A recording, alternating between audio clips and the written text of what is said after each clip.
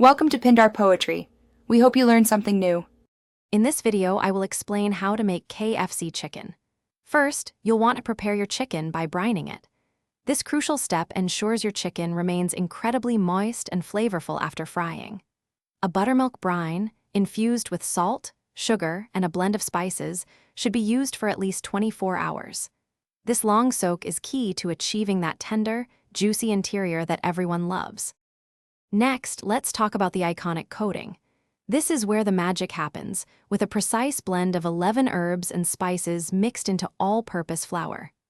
After brining, the chicken is first dipped in an egg wash, then thoroughly coated in the seasoned flour. For that extra crispy, craggy texture, we'll double dredge the chicken, ensuring every piece is perfectly covered.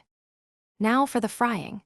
The key to perfectly cooked chicken is maintaining the right oil temperature, ideally around 325 degrees Fahrenheit.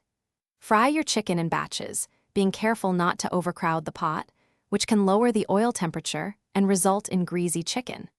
Cook each piece until it's golden brown and reaches an internal temperature of 165 degrees Fahrenheit, ensuring it's safe and delicious. Finally, it's time to enjoy your homemade KFC-style chicken. After frying, let the chicken rest on a wire rack for a few minutes. This helps the coating crisp up even more.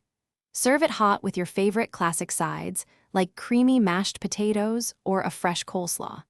Any leftovers can be stored in an airtight container in the refrigerator for up to 3 days, perfect for a quick snack. Thanks for watching. Consider subscribing if we helped you.